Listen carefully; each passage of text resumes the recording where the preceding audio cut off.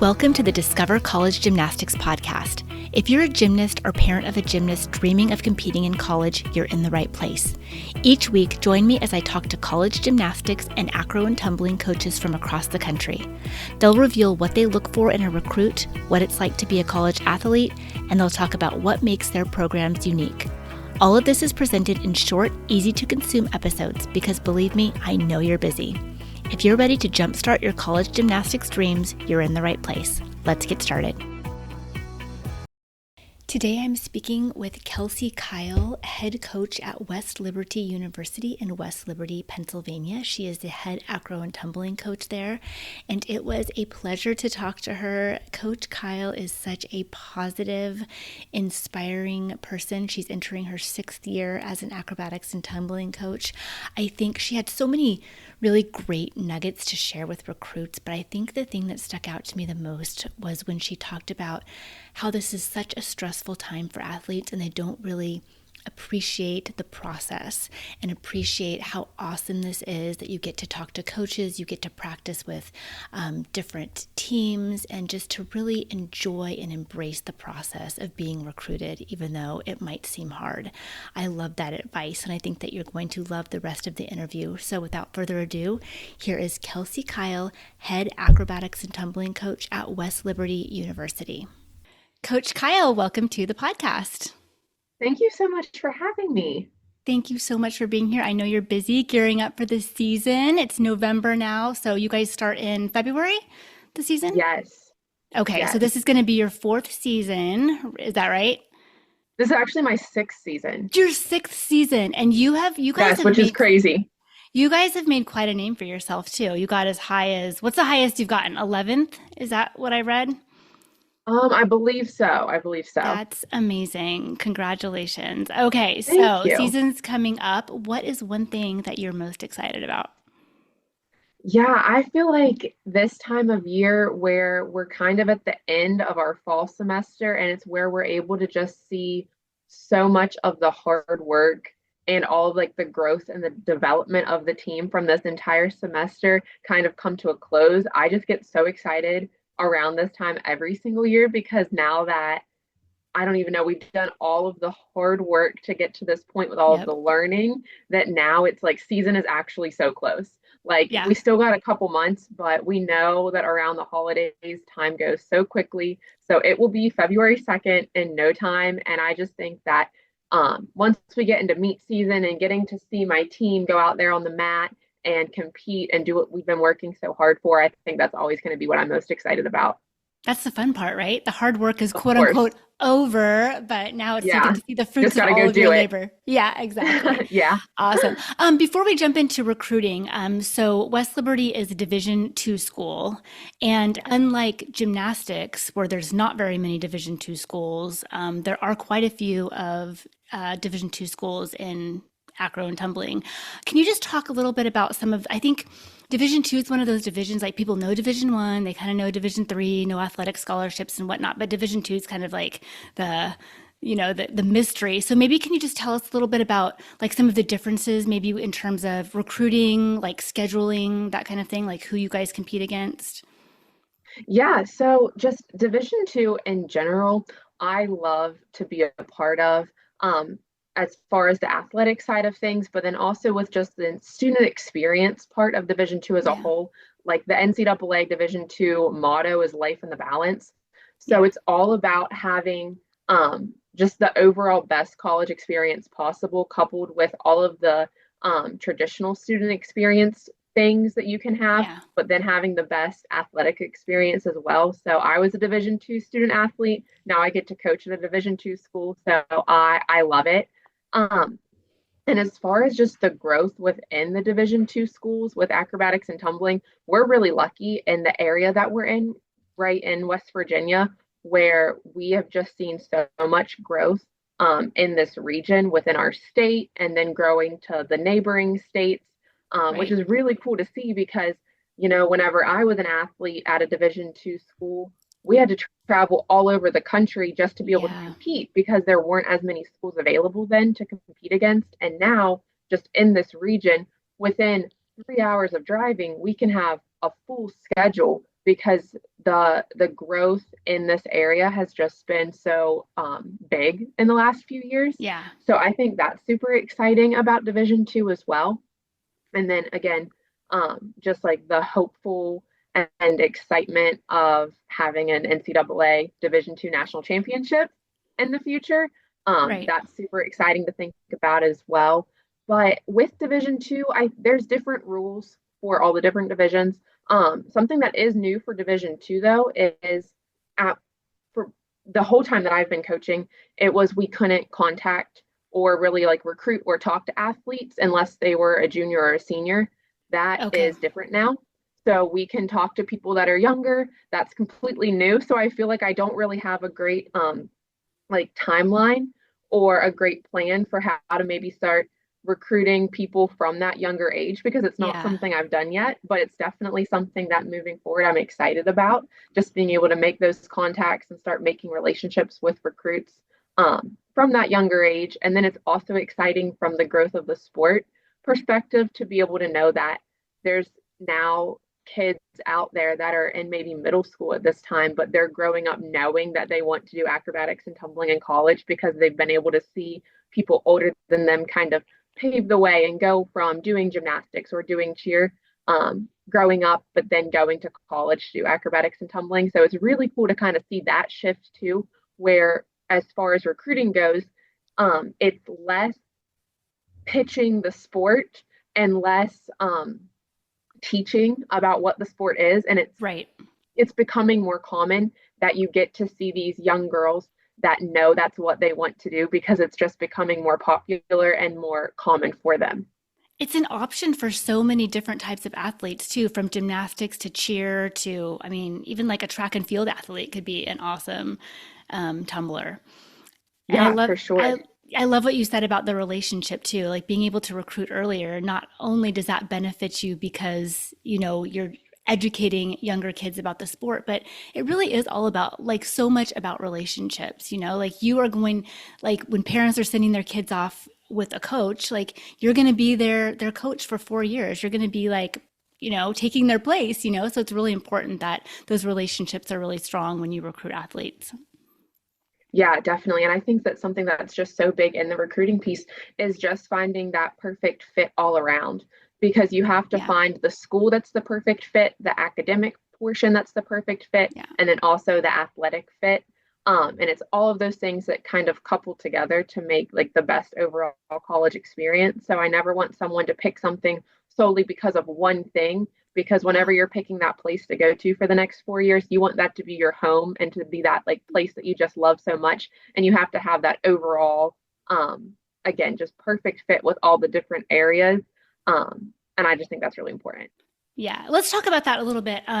Speaking of skills and being the perfect fit, so I know that you look for things, certain skills on the mat and obviously off the mat. What are some things, some skills like on the mat that you're looking for? Like, are you looking for a certain level of dance or certain level of cheer? Like, what about those like tangible skills? Yeah. So what I think is really, really is there's so much room for development and growth for athletes once they are on a team and once they're in college. And it is really great to see youth acrobatics and tumbling really develop over the last few years as well. So there are some athletes that at a younger age are starting to, dip their toes in the water of Right, learning some of the skills. But even still, there are some differences going from youth acrobatics and tumbling to collegiate acrobatics and tumbling. So, right, what I really like to tell all of my recruits that I'm talking to is it doesn't matter what your background is in, whether that's gymnastics, cheer, dance, weightlifting, youth A&T. There's so many different things that we can pull from, but it's still going to be new for everybody whenever you get to college. So I true. never want anyone to feel like discouraged that they've never done this before Right. because no one's ever done it before. Yeah. It's going to be new and you get to learn whenever you get to campus in the fall. Um, so I think with recruiting, because of that, because it doesn't really necessarily matter what background we're pulling from, and because there's so much room to teach and for them to learn this sport once they get to college, that then leaves a very wide range of recruitable skills and recruitable athletes. So one thing that I do that I think maybe some coaches do, some coaches don't, but I don't typically recruit positions because how do you know exactly what position you are until you come Right. and try all the If you've things never out? done it. Yeah. Exactly. So I don't want to say I'm recruiting this many tops and this many bases Right. because if you've never held somebody or if you've never been held, how do you know what spot you'd be the best at? So I think that there's just when recruiting, you don't want to like put yourself in kind of like a box or with like labels of like, oh, I'm going to be this or I'll be that because you got to kind of try all those things and then be as versatile as possible whenever you're learning those skills. Right. Um, so then when recruiting, I think that there's just so many different things to look for, while of course like those tangible skills that you're talking about are super important. And with tumbling, there are going to always be like those tumbling skills that are super desirable for coaches to recruit from. So just even looking at our compulsory tumbling skills, that standing tuck, toe tuck, standing handspring tuck, round off Right. handspring layout, and then just expanding and developing other skills from that. So, fulls, one and a halves, um, any sort of specialty tumbling, specialty combinations. That is all things that I think every single coach is looking for. Right. And the more tumbling, the stronger tumbling background, of course, the better. But I don't Right. want anyone to ever feel like because maybe tumbling isn't their strong suit, that they don't have a future in the sport because they absolutely do. Um, I think you look at just about any acrobatics and tumbling team, you're going to see a very, very wide range of tumbling skills, ranging Right. from people that quite literally don't tumble to Yeah. people that can do 10.0 passes that are just absolutely incredible. So I do think there's so much more to recruiting than just those like just checking off that list of tumbling skills.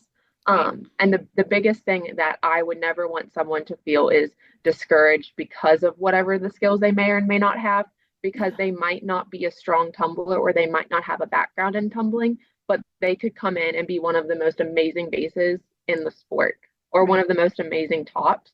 Um, so I do think there's just so many other pieces outside of those like tangible checklist of skills that then goes into the recruiting piece of things.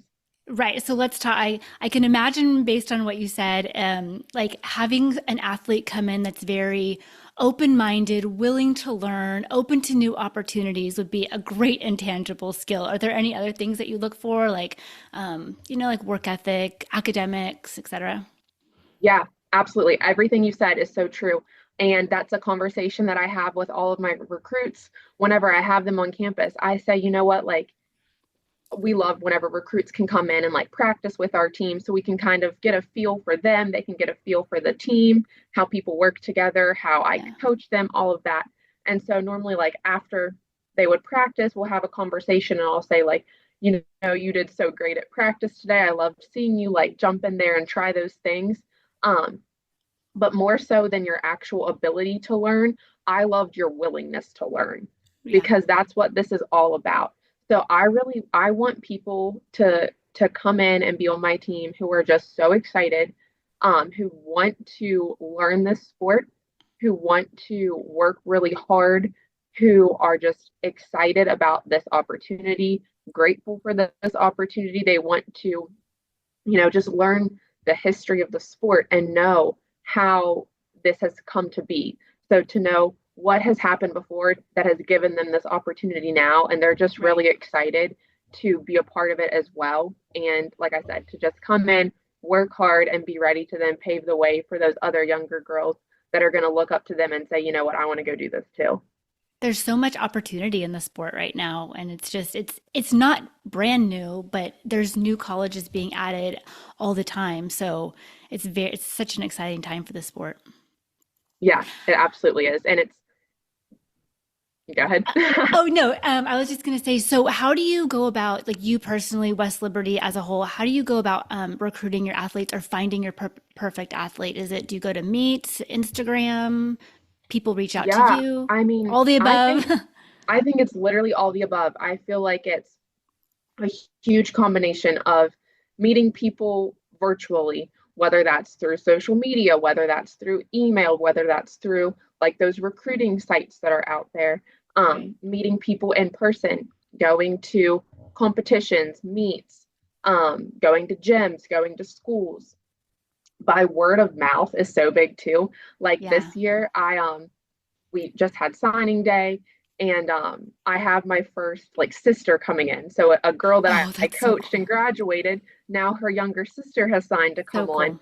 So I think the familiarity of it too is just spreading. And so it's like, oh, if you have somebody that comes from one high school and then younger girls see that, then they want Right. to go. So just the more like awareness then helps you make those contacts with different schools, gyms, um, just types of athletes, locations.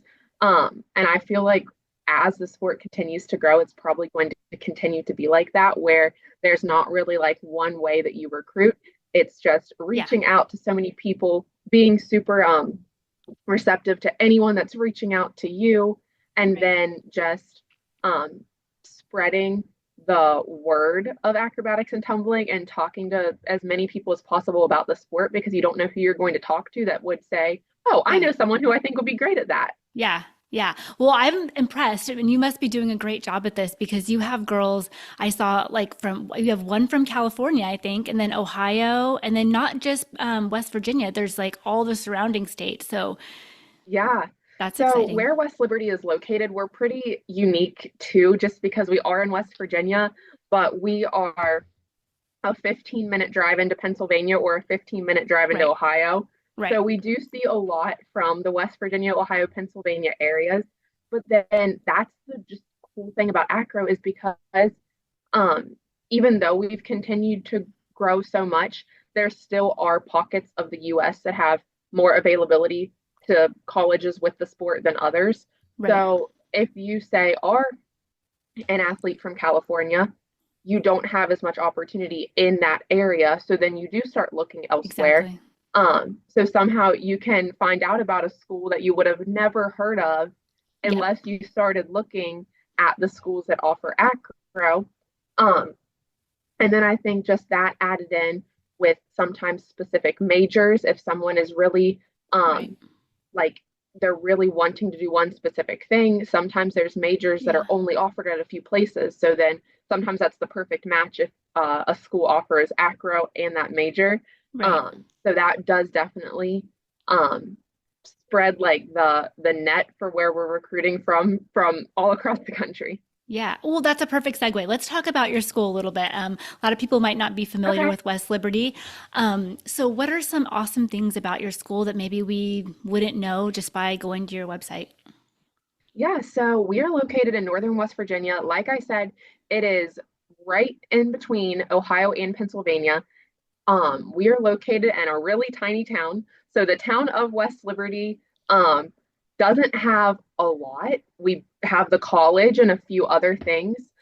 Um, so this is the perfect place for like a quiet, safe, distraction-free college experience. Hmm. Um, with it being a small school, it's a very close-knit school with a lot of support from alumni, students, faculty, staff. Athletics is very, very well supported here. And athletics, it's just a very fun thing here. So it's very easy to support other teams whenever our, Right. like game days and our events are just so much fun. Um, but for me, I love this area because while our school is small and it's in a little town, it's super accessible to so much. So the closest like town in West Virginia that we're to is Wheeling.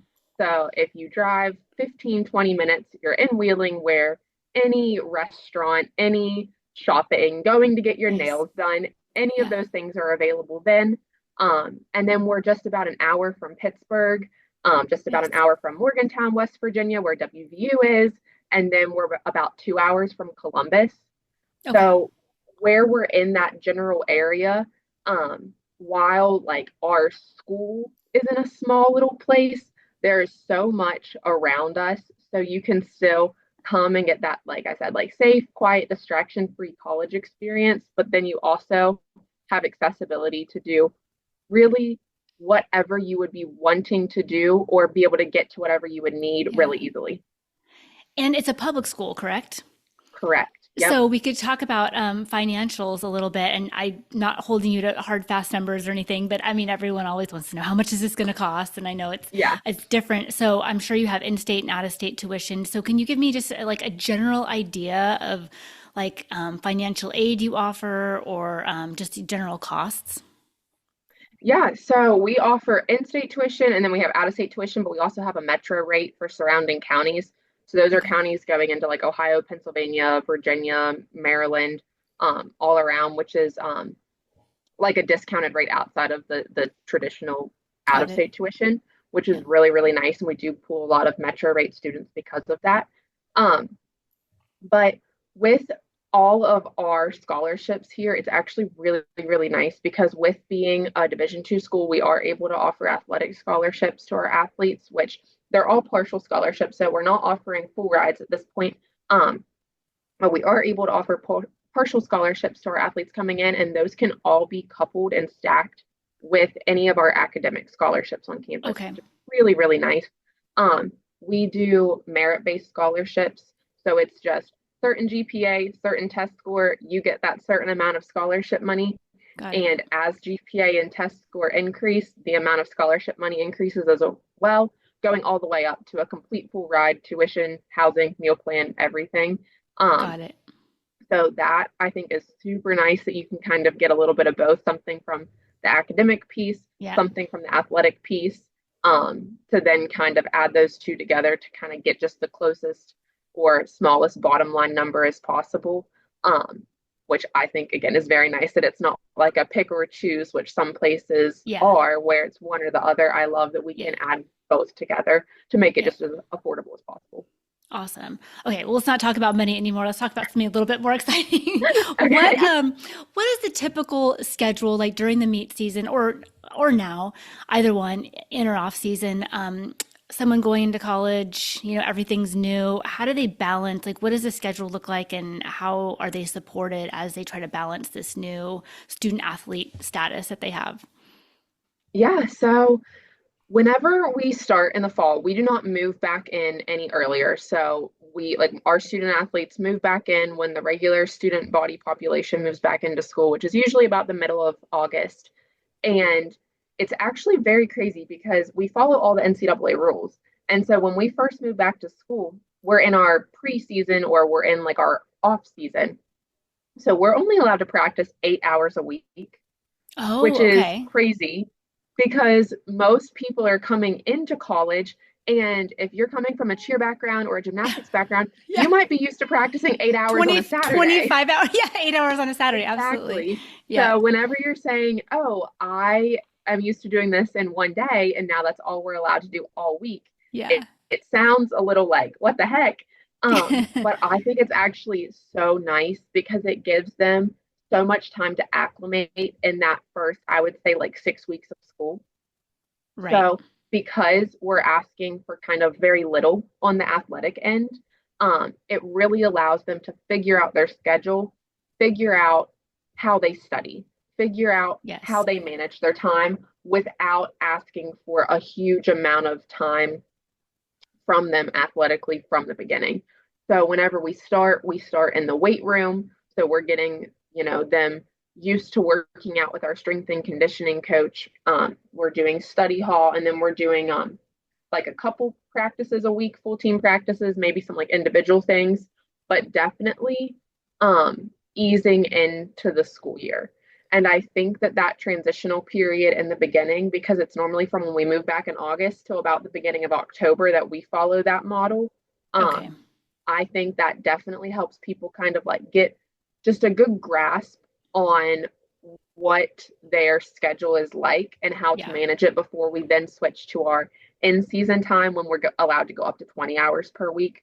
So then it doesn't seem like this huge, crazy jump or this big shift where it's overwhelming when we do start practicing 5 to 6 days a week Okay. because they were able to kind of take that time to acclimate from the beginning.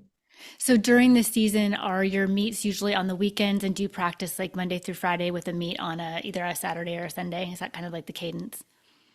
Yeah, so it's we kind of have like creative freedom with our schedules. So there's not a set time that we have to compete. So you can catch once we're in Okay. season, you can catch a team competing just about any day of the week. Okay. Um, when building our own personal schedule, I do prefer weekend meets just because I feel like, at least for us hosting events here, I feel like we have the best turnout on the weekends.